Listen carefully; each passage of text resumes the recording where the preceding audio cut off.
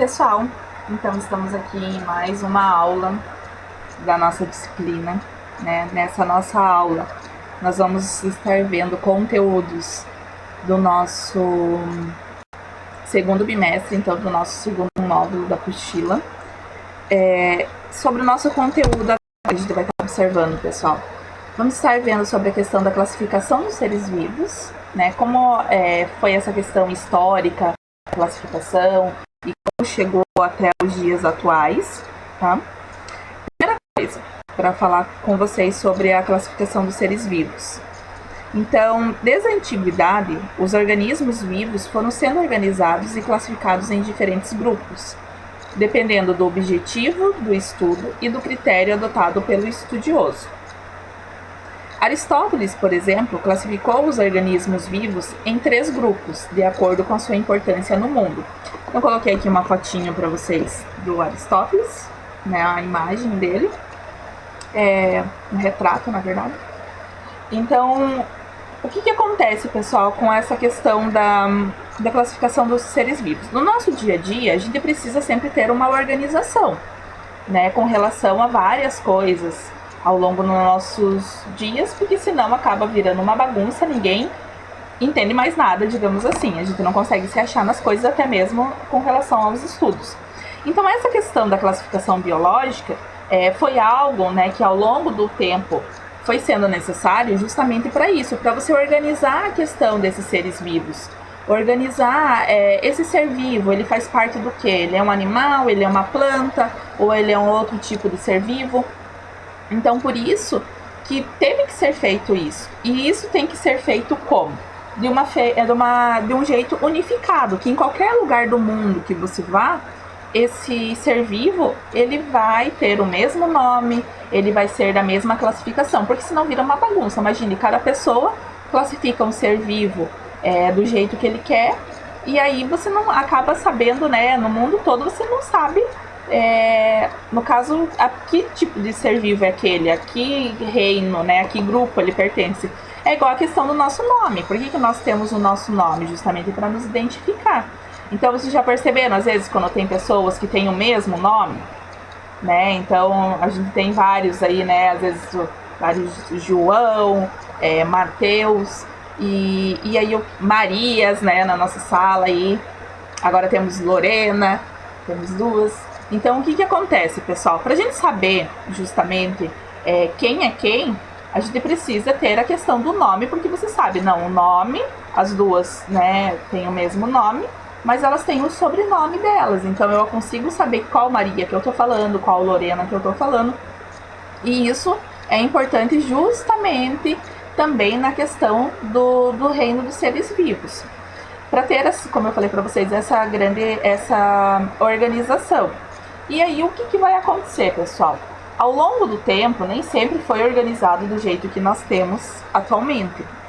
E como não foi sempre assim, já chegou a ser uma bagunça, né, de você ter um tipo de animal. A gente tem os animais lá com os seus nomes populares, ou plantas, né, ou qualquer outro ser vivo, mas a gente tem o nome específico deles, que aonde você vai, em qualquer lugar do mundo, ele vai ter aquele nome, que é o nome da espécie, que a gente vai falar mais pra frente. Então, chegou ao momento que precisava fazer essa organização, porque até então, os seres vivos, eles só eram divididos, ou era animal ou era planta, e a gente sabe que não é assim, né? Hoje em dia a gente sabe que a gente tem vários seres vivos, que cada um deles tem a sua característica, seu modo de vida, né? Sua estrutura corporal. Então, o que aconteceu, né? Aristóteles, ele separou, então, com relação à importância em 3 grupos, tá? Como que ele fez isso, pessoal? No primeiro nível, estavam os vegetais, capazes de se nutrir e se reproduzir, tá? Então, ele colocou o primeiro grupo ali. Depois, no segundo grupo, quem que ele colocou no segundo nível?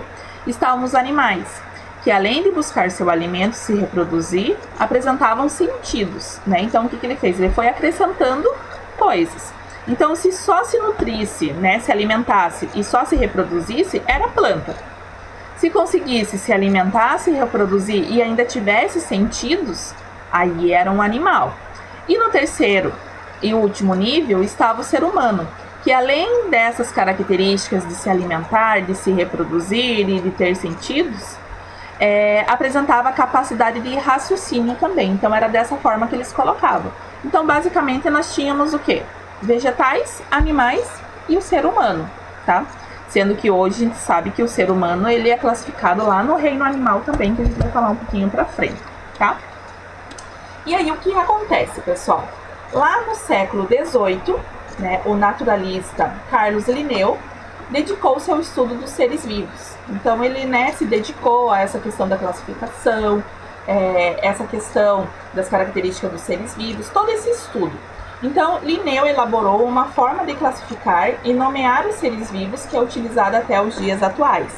Esse tipo, pessoal, de classificação que nós tivemos no século XVIII, porque isso aconteceu, na verdade, mesmo coincidiu, né, com o estudo do Linneu no século XVIII, coincidiu justamente com a questão que foi muito popular, essa ideia de organizar os seres vivos. Então foi bem justo na época que, né, a população estava tendo, digamos, né, estava muito popular nesse meio científico, essa questão de você dar uma característica, de classificar esses seres vivos, coincidiu com o estudo do Linneu. E aí esse estudo, pessoal, do Linneu, né, nós temos que a questão da nossa classificação biológica. E aí o que Linneu fez, pessoal? Então Linneu, né, nessa época, como eu falei para vocês, eram reconhecidos, quando ele fez esse estudo, já tinha passado um tempo lá de Aristóteles, né? E aí essa classificação era feita em 3 reinos, a classificação dos seres vivos. Então eles eram classificados em mineral, vegetal e animal, tá? E aí o que acontece? Então a classificação e as relações evolutivas dos seres vivos pode ser representada em esquemas denominados árvores filogenéticas. Então o que acontece, pessoal? A posição que cada espécie, né, ela vai ocupar nessa árvore filogenética acaba nos dando a informação sobre os seus ancestrais. E o que seria isso? Né? Seriam o quê? As espécies que antecederam aquela. Então a gente consegue observar justamente isso, ó. Temos aqui um ancestral em comum, que vocês podem observar. Esse ancestral em comum originou, né, espécies que nós temos ali, um ancestral em comum no D, E e no F. E aí aqui nós temos um ancestral em comum que foi somente do E e do F, tá? Então, justamente isso. Mas o que a gente consegue observar? Que todos, né, independente de qual se originou a partir desse ancestral em comum, no caso o B e o C, ou desse ancestral em comum aqui que foi antes, que originou o A, e depois originou um outro ancestral em comum que originou o B e o C, todos eles fazem parte o quê? De um único ancestral em comum, tá? Então essa questão da evolução, que a gente vai estudar mais para frente, né, que todos os seres vivos acabam tendo um ancestral em comum. Lá no início, quanto mais você for revirando, digamos, né, você vendo o passado, mais você vai ver com essa questão, tá? Então, como a gente pode perceber, né, a classificação dos seres vivos, ela pode se alterar ao longo do tempo. Então, isso por quê, pessoal? Porque a classificação, assim como a ciência, né, tudo que a gente estuda com relação à ciência de modo geral, ela é uma construção humana, né, e isso acaba sendo constante ao longo do tempo. A gente vai desenvolvendo esse estudo. Então, o que acontece? Ela não é o que a gente chama fixa e imutável, né? Se você chegar e ter um embasamento científico e você explicar que aquilo ali estava errado, que o certo é de uma outra forma, tudo bem, né? A ciência é dessa forma, a todo instante está sendo estudada coisas para tentar comprovar justamente esses fatos. Então, por isso que se fala que essa questão da classificação dos seres vivos e a questão da ciência é algo, né, chamado de imutável e acaba não sendo fixo também, tá? No caso, não é imutável, né? Justamente porque a gente consegue modificar isso ao longo do tempo. Então, né, continuando a classificação dos seres vivos, A proposta de classificação dos seres vivos em 5 reinos leva à consideração as características anatômicas, fisiológicas e a história evolutiva das espécies, tá? Então, o que nós temos, pessoal? Nós temos uma classificação, né, hoje em dia, que ela é dividida em 5 reinos, onde a gente tem o reino das bactérias, o reino dos protistas, os fungos, as plantas e os animais. Então, eu vou falar de cada um para vocês brevemente, principalmente a questão das características, tá, com relação a eles. Então, o reino das bactérias, formada por seres vivos procariontes unicelulares, aqueles que possuem procarionte, né, aquela célula mais simples que não tem núcleo, e unicelulares, justamente possuem uma única célula, que podem ser produtores ou consumidores. Exemplos: bactérias e cianobactérias. Então, ali, produtores e consumidores é dentro da cadeia alimentar, né? Então, eles podem ser autótrofos ou heterótrofos. Quando são produtores, eles não precisam se alimentar de nenhum outro ser. Eles são, digamos, a base da cadeia alimentar. E consumidores é quando eles são heterótrofos, né? As bactérias acabam sendo heterótrofos, e aí elas precisam se alimentar de um outro ser vivo. Reino dos protistas, ou como a apostila trouxe para vocês, dos prototistas, formado por seres vivos eucariontes, de estrutura simples e que podem ser pluri- ou unicelulares. Alguns são consumidores, outros são produtores. Exemplos: os protozoários e as algas. Tá? Então, a mesma coisa aqui, pessoal. Então, só que o que difere lá, que a gente observou com relação às bactérias, é que aqui a gente tem os primeiros seres eucariontes, que são seres que possuem aquela célula mais complexa, a célula que a gente está acostumado a estudar, né? Então, é uma célula que tem organelas, ela tem membrana, ela tem núcleo e ela tem o citoplasma, que na célula procarionte a gente não tem o núcleo. E aí também são seres que são pluri- ou unicelulares, então possuem várias células, ou temos seres que possuem uma única célula. Geralmente na divisão dos protozoários, você acaba tendo seres que são chamados de unicelulares. E nas algas, os pluricelulares, tá?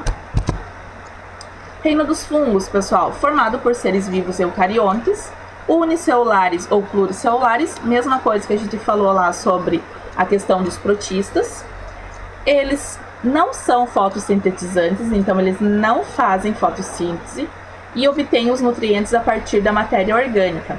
Então, exemplos que nós temos são os cogumelos e as leveduras, tá? Reino das plantas, formada por seres vivos pluricelulares, então são seres que possuem o quê? Várias células, eucariontes, aquelas células mais complexas, e fotossintetizantes. O que seriam fotossintetizantes? São seres autótrofos, que eles produzem o seu próprio alimento. E elas produzem, então, seu próprio alimento através da fotossíntese. Suas células têm parede celular com celulose, cloroplastos e grandes vacúolos. Exemplos: árvores, gramas, arbustos. Então, no reino das plantas, pessoal, a gente tem desde as plantas mais simples, que são os musgos, tá? Tem aqui, ó, um exemplinho para vocês, que é a planta mais simples que nós temos, que na classificação ela é chamada de briófita, até as células mais complexas, até as plantas mais complexas, que são as angiospermas, que são aquelas plantas que a gente chama de completa, né? Que ela possui flor, fruto, semente, tá? Então, essas seriam as plantas mais complexas. E reino dos animais, formado por seres vivos pluricelulares, eucariontes e não fotossintetizantes. Então, no grupo dos animais, a gente tem o quê? Aqueles seres que não produzem fotossíntese. Eles precisam se alimentar de um outro ser vivo, tá? E exemplo, nós temos mamíferos, aves, répteis e crustáceos. Aí no reino dos animais, pessoal, a gente tem tanto os animais invertebrados como os animais vertebrados. Isso eu vou falar para vocês numa próxima aula, que daí a gente vai entrar justamente nessa parte do nosso conteúdo, tá? E o que a gente consegue observar, pessoal, é que nesse estudo dos reinos, né, como eu coloquei aqui para vocês, o reino das bactérias, dos protistas, aqui a gente tinha aquele ser com uma única célula, uma célula simples, até os animais. Então a gente começa a estudar justamente do mais simples até a questão do mais complexo que nós temos ali, tá? E aí, pessoal, com essa relação que eu falei para vocês, da parte do Linneu, né, ele desenvolveu essa questão da classificação biológica que eu falei para vocês. Essa classificação biológica, né, nessa questão dos reinos que nós temos, você tem níveis, né, nessa divisão dos seres vivos, no caso. Então, o que ele fez, pessoal? Ele fez o que a gente chama de categorias hierárquicas, que seria o quê? Ele começou, né, com uma parte mais simples, somente com a classe, ordem, gênero e a espécie, tá? E aí, lógico, agora a gente tem outras categorias, né, taxonômicas, que são mais complexas nesse caso. Então, agora nós temos 7, que começa lá pelo reino, filo, classe, ordem, família, gênero e espécie. Então, o que significa isso, pessoal? Isso significa justamente para você ir classificando aquele ser vivo e colocar ele dentro de um reino. Então, primeiro você tem que saber se ele é do reino das bactérias, reino dos protistas, dos fungos, dos animais ou dos vegetais, tá? Com relação a isso, você descobre, digamos, ele é um animal, aí você vai colocar ele no filo, vai colocando na classe, até você chegar ao quê? Ao seu maior grau de parentesco entre esses seres vivos, que é o gênero e a espécie. Então, aqui você chega, né, na espécie, você está chegando justamente naquele ser vivo ali próprio, né, que ele tem o seu nome próprio, aquele único. No gênero ainda você está abrangendo o quê? Seres com características parecidas, né, tá colocando ali. Então, você pode ter mais de uma espécie ali nesse gênero, porque eles têm as mesmas características. O que acontece, pessoal? Conforme você vem lá do reino até a espécie, você tem um maior grau de parentesco entre esses seres vivos. Então, o que acontece? Se eu perguntar para vocês, eu tenho um maior grau de parentesco entre seres vivos que eles possuem o mesmo reino ou seres vivos que possuem a mesma família? O maior grau de parentesco que eu tenho entre os seres vivos é quando eles pertencem à mesma família. Lembrando, é um exemplo, eu posso perguntar o gênero, a ordem para vocês, mas é só uma comparação. Então, por que na família? Porque quer dizer o quê? Para até chegar à família, eles pertencem ao mesmo reino, eles pertencem ao mesmo filo, eles pertencem à mesma classe, eles pertencem à mesma ordem e à mesma família. Então, eles têm um grau de parentesco muito grande, tá? Que eu já vou explicar para vocês um pouquinho ali para frente. E aí, até, como eu falei para vocês, eles chegarem à sua espécie. Pessoal, nessa ordem que a gente coloca na classificação dos seres vivos, essa categoria taxonômica, às vezes a gente usa uns macetes para poder lembrar, né? Reino, filo, classe, ordem, família, gênero e espécie. Então, vocês podem, né, usar uma frase, uma palavrinha, no caso, para poder lembrar.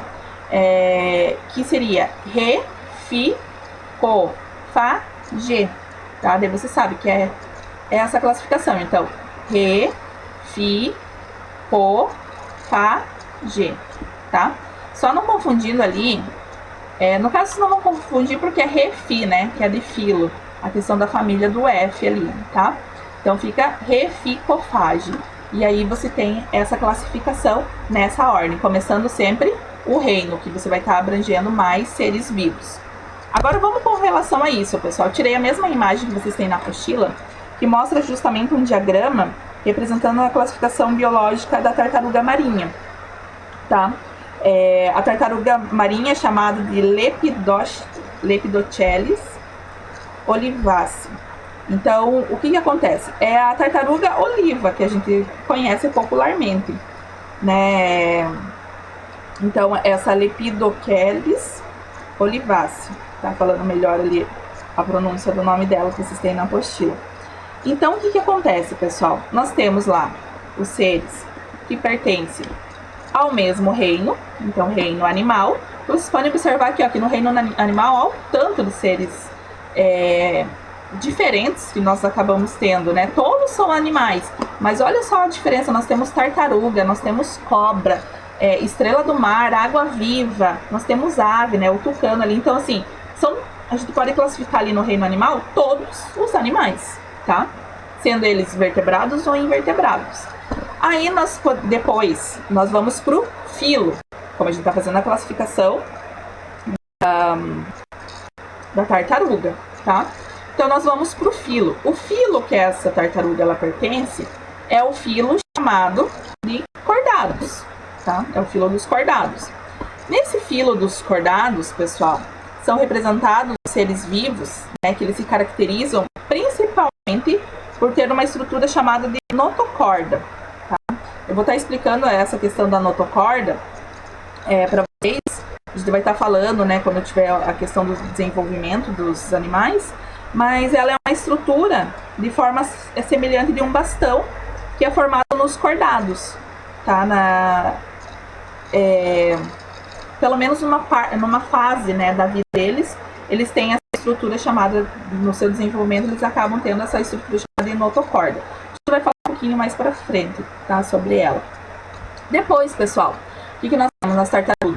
Nas tartarugas nós temos as classes, né? Depois lá do filo nós temos as classes. Na classe que a tartaruga ela se encontra é a classe chamada classe dos répteis, tá? Nessa classe, pessoal, principalmente a característica dos répteis é ter pele seca e recoberta por escamas ou placas, tá? A gente vai estar vendo mais pra frente também essa questão da classificação dos répteis. Mas vocês podem observar, ó, aqui a gente já tem na classe uma característica, né, dos animais mais parecidos. Vocês podem observar, ó, a cobra ficou para trás. Desculpa, a cobra tá aqui ainda porque ela também é um réptil. Eu olhei para a cobra e, na verdade, estava falando do tucano. Então, a ave, o tucano ficou para trás, né? O cervo ali ficou para trás também. Então, a gente só ficou com os animais que têm a mesma característica, que no caso são os répteis. Nesse grupo dos répteis, nós temos as tartarugas, os jacarés, os crocodilos, nós temos as cobras, né? Como tinha falado para vocês, eu tinha falado errado ali sobre a cobra. E aí, pessoal, depois o que acontece? Nesse grupo dos répteis, né, depois que nós temos a classe dos répteis, na classificação que a gente já viu, nós temos os chamados, depois da classe nós temos a ordem. Na ordem a gente vai ter os chamados quelônios, tá? Nesses quelônios, pessoal, são animais que eles se caracterizam principalmente por apresentar uma carapaça na sua proteção. Então, vocês podem observar que aqui, ó, ficaram somente as tartarugas, tá? Aqui, ó, por curiosidade de vocês, é a tartaruga de couro. É a maior tartaruga que nós temos. Ela é gigante, pessoal. Ela é chamada de couro justamente pela estrutura ali do seu casco, né? Que acaba sendo diferente das outras que nós temos. Aí, pessoal, depois da ordem, nós temos a família, né? Nessa família, nós temos ali o grupo que a gente chama de Quelonidius. Parece um trava-línguas, eu sei que as questões aí biológicas, né? Então, os quelonidius, nós temos o grupo, a família, no caso, que a característica delas, principalmente, elas têm os membros anteriores em formato de nadadeira. E também a questão, né, esses membros aqui, ó, interiores, né, modificados em nadadeiras. E uma das características delas também, pessoal, é a questão que elas conseguem retrair a sua cabeça para dentro do casco, tá? E aí a gente tem essa família dos quelídeos. E aí, pessoal, depois nós vamos pro gênero, que eu falei para vocês. Nesse gênero, vocês podem ver que a gente só ficou com duas espécies ali, né? 2 tipos de tartarugas, tá? Nesse grupo, pessoal, elas se caracterizam principalmente por ter a região da nuca, né? Ela acabar sendo separada da região ali da sua carapaça. Então, ela acaba sendo separada, no caso dessa região das costas ali. Então, aí a gente tem esse gênero, que a gente chama de Lepidocheles, tá? E aí, por último, nós temos até a espécie, é como se fosse um pódio, né? Até que a gente chega a um único ser vivo, que no caso é a sua espécie. Nessa espécie, pessoal, nós temos justamente o animal chamado popularmente como tartaruga oliva, tá?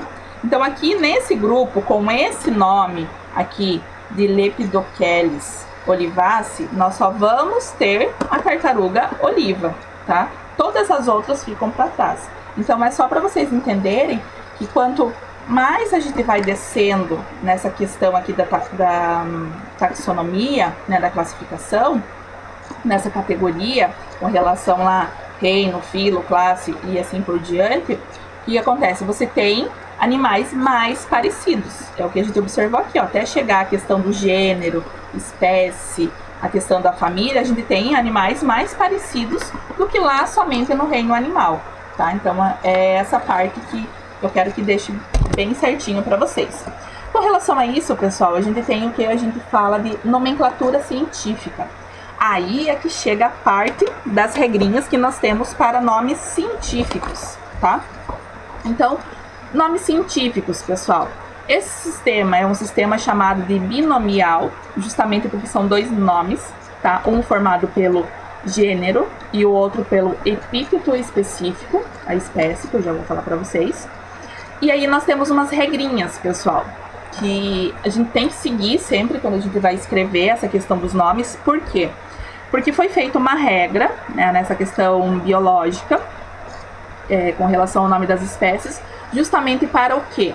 Primeiro, quando vocês abrirem um livro, né, e vocês verem o nome escrito desse jeito, vocês terem um sistema binomial, vocês terem dois nomes, onde o primeiro você tem a escrita, o primeiro nome, né, no caso dessa espécie, você tem ele escrito com letra maiúscula, o segundo se inicia com letra minúscula, e eles têm um destaque ali, porque eles podem ser feitos em itálico, né, uma escrita acaba sendo diferente, aí você sabe, consegue identificar de longe que você tem uma espécie de alguma coisa, seja lá o que você estiver lendo, de uma planta, de um vírus, no caso, desculpa, vírus não, porque né, a outra discussão, o vírus não entra nessa classificação, porque o vírus não pertence a nenhum reino, a gente vai ver isso mais pra frente. Bactérias, eu quis dizer. Então, sempre quando a gente vai estar observando em qualquer texto esse nome, ele escrito de forma diferente, que é como a gente consegue observar aqui embaixo, ó, no exemplo, que eu já vou falar pra vocês mais a fundo, a gente consegue observar que é escrito de maneira diferente. Isso aqui a gente chama que é a forma itálica, é quando a letra fica mais deitadinha. Ou sublinhado, né?